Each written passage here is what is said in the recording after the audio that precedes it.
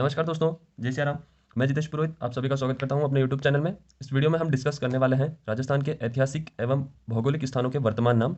राजस्थान में कुछ जिले ऐसे थे जिनके प्राचीन नाम कोई और था और जब एकीकरण हुआ उसके बाद उन्हें वर्तमान नाम दिए गए, तथा कुछ क्षेत्र ऐसे हैं जिन्हें मालानी, ढूंढाड़ी तथा हाड़ौती क्षेत्र जो पहले प्राचीन टाइम में उस नाम से जाने जाते थे, लेकिन वर्तमान में उनका नाम बदलकर उन्हें एक जिलों का नाम दिया गया है। तो उन सभी के बारे में आज हम अध्ययन करेंगे। जो भौगोलिक स्थान है वह मैंने पहले ही कवर करवा रखे हैं। पहली जो एक वीडियो है उसमें मैंने 18 से 20 भौगोलिक प्रदेश जो है अपने कवर करवा रखे हैं। तो उस वीडियो की लिंक आपको डिस्क्रिप्शन में मिल जाएगी, तो आप वहां से वो पूरे कवर कर सकते हो। लेकिन मैंने आज कुछ जो इंपॉर्टेंट है, जो पिछले वर्ष या फिर एग्जाम में पूछे जाते हैं, वैसे जो इंपॉर्टेंट फैक्ट है वो मैंने आज कवर करवाने की कोशिश की है। और उसी के साथ साथ मैप के द्वारा आपको राजस्थान के जितने भी जिले हैं उन सभी का प्राचीन नाम तथा वो क्षेत्र, ढूंढाड़ी क्षेत्र, मालानी क्षेत्र, या फिर उसके साथ साथ जवालीपुर या फिर चंदावर्ती क्षेत्र कौन सा था, तो ये सारे मैंने आज आपको कवर करवाने की कोशिश की है। तो वीडियो का पूरा अंत तक देखिए। भूगोल की वीडियो परिचय से लेके तो आज भौगोलिक प्रदेश तक चल रही है। पहले में मैंने परिचय डिस्कस किया था, फिर उसके बाद मैंने सीमाएं डिस्कस की थी, और उसके बाद मैंने जिलों के बारे में भी डिस्कस किया है, और कल ही मैंने संभागीय व्यवस्था के बारे में भी पूरा डिटेल में जानकारी दी है। अगर आपने वो वीडियो अभी तक नहीं देखी तो तीनों की तीनों वीडियो प्लेलिस्ट में लगी हुई है राजस्थान की भूगोल, आप वहां से उसे देखकर अपनी नोट्स बना सकते हो।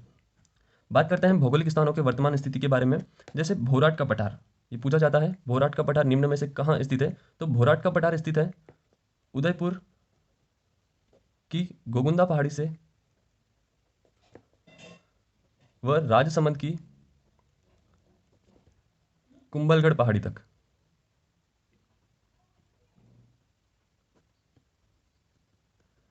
इन दोनों क्षेत्र के मध्य का जो पठारी क्षेत्र है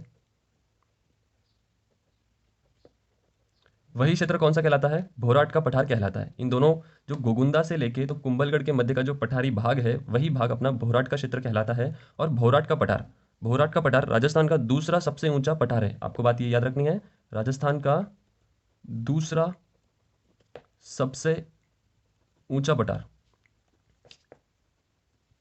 ये कौन सा पठार है, ये भोराट का पठार है। इसकी ऊंचाई कितनी है, इसकी ऊंचाई कितनी है, तो इसकी ऊंचाई है 1225 मीटर।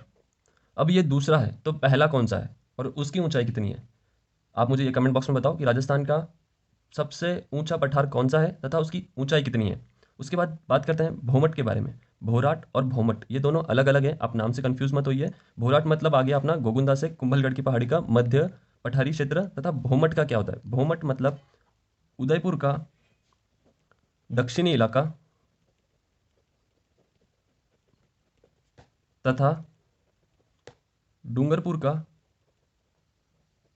मध्य का भाग। उदयपुर का दक्षिणी भाग तथा डूंगरपुर का मध्य का पठारी क्षेत्र जो है यह यह भोमट का क्षेत्र कहलाता है। यह कौन सा क्षेत्र कहलाता है, भोमट का क्षेत्र कहलाता है। उसके बाद गिरवा। गिरवा मतलब क्या है, उदयपुर को चारों ओर से पहाड़ियों ने घेर रखा है। उदयपुर को चारों ओर से तश्तरी नुमा जिन पहाड़ियों ने घेर रखा है उन्हें ही गिरवा कहा जाता है। उन्हें क्या कहा जाता है, गिरवा कहा जाता है। उदयपुर को चारों ओर से घेरने वाली पहाड़ी, या फिर आप ऐसे कह सकते हो घेरने वाली पर्वत श्रृंखला को ही गिरवा कहा जाता है। उसके बाद हम बात करते हैं देशहरों के बारे में। तो देशहरों का मतलब होता है अरावली क्षेत्र का वह भाग जो सदैव हरा भरा रहता है। अरावली क्षेत्र का वह भाग जो सदैव हरा भरा रहता है, उसे कौन सा क्षेत्र कहा जाता है, देशहरों का क्षेत्र कहा जाता है। आप सभी को पता है अरावली राजस्थान के मध्य से निकलती है, सिरोही से लेके तो यह दिल्ली तक जाती है। आप मुझे कमेंट बॉक्स में इसकी लंबाई बता सकते हो कितनी है, तथा ये कितने क्षेत्र कवर करती है, मतलब राजस्थान के कितने जिलों में यह है, यह भी आप मुझे बता सकते हो। आपको मैं हिंट दे देता हूँ, ये राजस्थान के 13 जिलों में है, तथा आप मुझे बताइए ये कौन कौन से जिलों में है। वैसे हम आगे बात करने वाले हैं अरावली के बारे में पूरे डिटेल में, बट आप मुझे अभी अगर आपको पता है तो आप मुझे कमेंट बॉक्स में बता सकते हो। ऊपरमाल का इलाका, ऊपरमाल का आप सभी को पता है बिजोलिया से लेके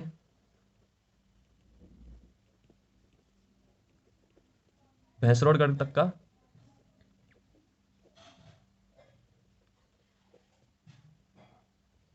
मध्य का भाग। आप सभी को पता ही है ऊपरमाल का मतलब बिजोलिया से लेके भैंसरोडगढ़ तक का मध्य का भाग ऊपरमाल का पठार कहलाता है। ऊपरमाल से दोस्तों मैं आपको दो क्वेश्चन पूछना चाहूंगा। ऊपरमाल पंच बोर्ड की स्थापना किसने की थी, तथा किस वर्ष की गई और इसका अध्यक्ष किसे बनाया गया। आपको बताना है ऊपर माल पंच बोर्ड की स्थापना किसने की, किस वर्ष की, तथा उसका अध्यक्ष किसे बनाया गया। आप मुझे कमेंट बॉक्स में आंसर करिए 1 2 3। पहले में आपको लिखना है किसने की, दूसरे में लिखना है कब की, तथा तीसरे में आपको बताता है अध्यक्ष किसको बनाया, इसका अध्यक्ष किसे बनाया। हम बात करते हैं छप्पन के मैदान के बारे में। आप सभी को पता ही है छप्पन का मैदान प्रतापगढ़ से लेके तो माही नदी के जो क्षेत्र, प्रतापगढ़ से लेके तो बांसवाड़ा तक का, प्रतापगढ़ से तो बांसवाड़ा तक के मध्य का भाग, यह छप्पन का मैदान कहलाता है। लेकिन छप्पन की पहाड़ियां अगर पूछ ली जाए, छप्पन की पहाड़ियां, तो यह कहाँ स्थित है, यह है बाड़मेर में। यह कहाँ स्थित है, बाड़मेर में स्थित है। दोस्तों अगर आपको दिख नहीं रहा है या फिर हैंडराइटिंग में कुछ प्रॉब्लम है तो आप प्लीज़ मुझे कमेंट बॉक्स में बताइए, ताकि मैं इस परेशानी को, इस जॉब का इशू हो रहा है, मैं उसे सॉल्व कर सकूं अगली वीडियो में। राठ से आपको याद रखना है, राठ का प्रदेश किसे कहा जाता है, तो राठ का मतलब अलवर तथा भरतपुर, अलवर तथा भरतपुर का वह भाग जो हरियाणा के साथ सीमा बनाता है। अलवर तथा भरतपुर का वह भाग जो हरियाणा के साथ सीमा बनाता है। आपको यह इंपॉर्टेंट है ये चीज़। राठ मतलब आप इसे याद ही कर लीजिए, राठ का क्षेत्र अलवर तथा भरतपुर का वह क्षेत्र जो हरियाणा के साथ सीमा बनाता है उसे राठ का क्षेत्र कहा जाता है। इसी के बाद राठ से आपको एक याद रखना है राठी क्षेत्र। राठी, राठी से आपको याद रखना है 25 सेंटीमीटर से कम वाले क्षेत्र, जहां 25 सेंटीमीटर से कम वर्षा होती है वह क्षेत्र अपने राठी क्षेत्र के नाम से जाने जाते हैं। ऐसे मात्र 3 ही क्षेत्र हैं, जैसे जैसलमेर, बाड़मेर तथा बीकानेर।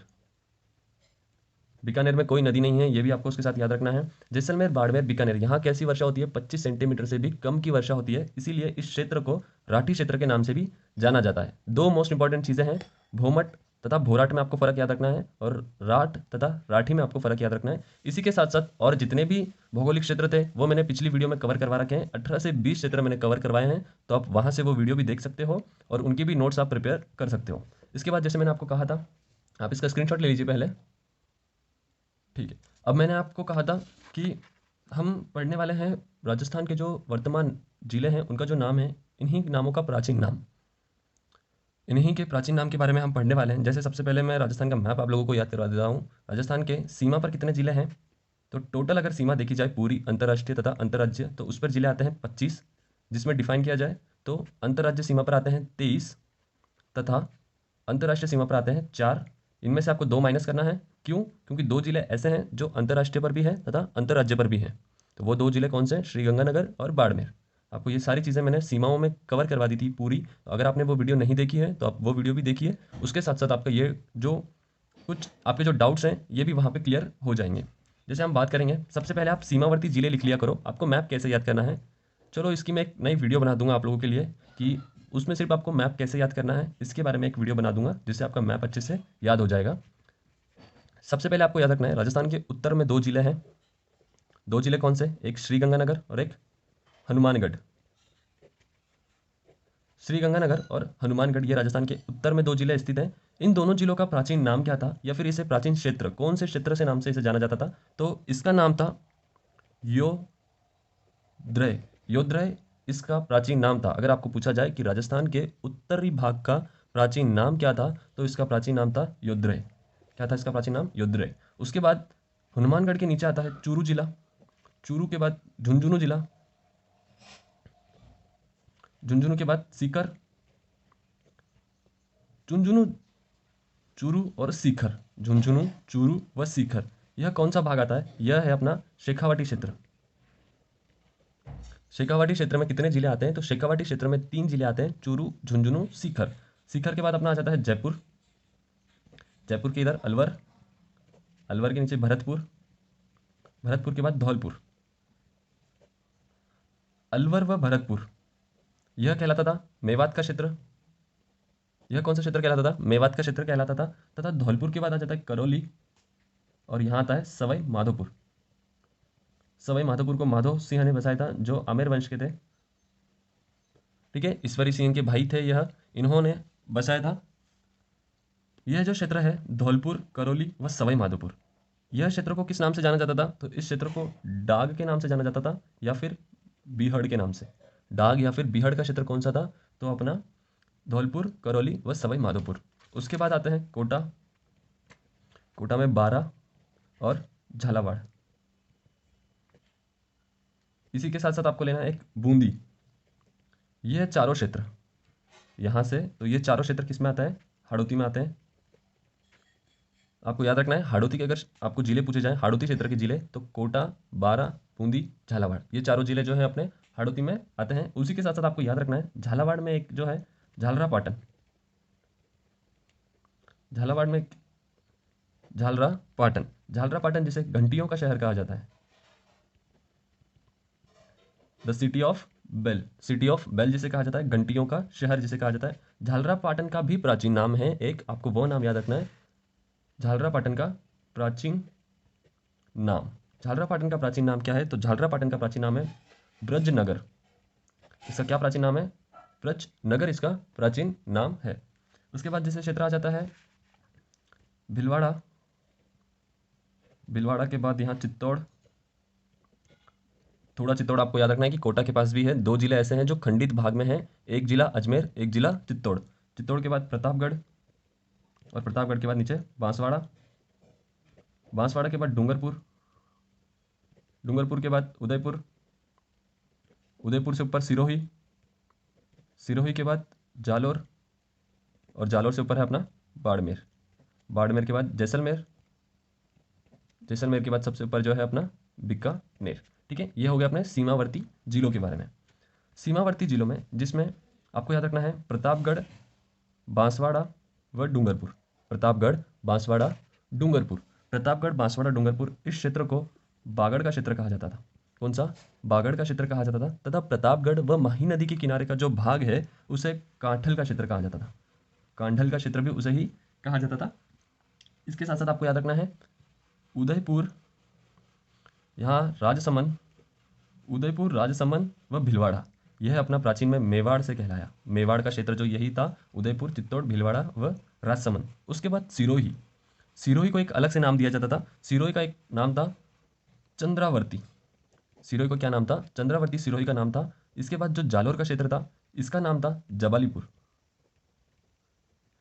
इसका नाम क्या था? जबालीपुर इसका नाम था। तथा बाड़मेर में, बाड़मेर में एक क्षेत्र ऐसा है जो मल्लीनाथ जी के नाम पर रखा गया है, मालानी, लोक देवता है मल्लीनाथ जी, आप उनके बारे में पढ़ोगे तो उन्हीं के नाम पर बाड़मेर का कुछ क्षेत्र ऐसा है जिसका नाम रखा गया है मालानी।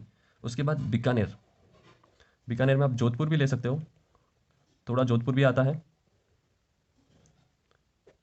इसे कहा जाता था जांगल प्रदेश, जांगल प्रदेश कहा जाता था। मेरे को आप लोग बताओगे कि जांगलधर बादशाह की उपाधि किसे दी गई और उसके साथ साथ किसने दी? जांगलधर बादशाह की उपाधि किसे दी गई तथा किसने दी, यह भी इंपॉर्टेंट है। ये दोनों फैक्ट आप मुझे कमेंट बॉक्स में बताओगे। उसके साथ साथ जयपुर, यहाँ नागौर, नागौर का प्राचीन नाम, नागौर का प्राचीन नाम आप सभी को पता है। नागौर का प्राचीन नाम क्या है? अहि छत्रपुर, अहि छत्रपुर। यह किसकी राजधानी थी? तो अहि छत्रपुर को वासुदेव चौहान ने अपनी प्रथम राजधानी बनाया था। और वासुदेव चौहान किससे रिलेटेड है? यह चौहान वंश किससे रिलेटेड है? इन्होंने ही सांभर में चौहान वंश की स्थापना की थी। उसके बाद अजमेर, अजमेर में आप सभी को पता ही है, अजमेर भी चौहान वंश से रिलेटेड रहा है, चौहानों से रिलेटेड रहा है। अजमेर की स्थापना किसने की थी? तो अजय राज ने की थी। कब की थी? 1113 में इन्होंने की थी। तथा यहीं पर गठबीटली दुर्ग भी बनाया गया। उसके बाद जयपुर, टोंक तथा दौसा, जयपुर, टोंक तथा दौसा, यह जो भाग है यह भाग कहलाया ढूंढाड़ का क्षेत्र। यह भाग कौन सा क्षेत्र कहलाया? ढूंढाड़ का क्षेत्र कहलाया। दोस्तों मैंने प्रयास किया है आप सभी को प्राचीन नाम तथा कुछ ऐसे क्षेत्र जो राजस्थान में इंपॉर्टेंट रखते हैं। अगर वीडियो अच्छे से नहीं दिखता है, लिखने में कुछ प्रॉब्लम आया और अगर आपको समझ नहीं आया है तो आप मुझे कमेंट करिए, मैं उसके रिलेटेड भी आपको कोई वीडियो बनाऊंगा अगली, जिसमें आपको अच्छे से डिटेल में समझा सकूं। तो जय हिंद, जय भारत। यह वीडियो इतनी ही है आज के लिए, थोड़ा समय कम है, बट कल हम बात करेंगे राजस्थान के मरुस्थल के बारे में, अरावली के बारे में, और उसके साथ साथ जितने भी भौगोलिक प्रदेश हैं उसके अलावा दो और प्रदेश बचते हैं, जैसे पूर्वी का मैदान तथा दक्षिण का पठारी भाग। उन सभी के बारे में हम कल से डिस्कस करना चालू करेंगे। तो आज का यही वीडियो है, शॉर्ट वीडियो, आप इसके द्वारा अपना स्क्रीनशॉट ले सकते हो और अपने नोट्स आप बना सकते हो मेरे साथ साथ। जय हिंद, जय भारत। मिलते हैं अगली वीडियो में भौगोलिक प्रदेशों के साथ।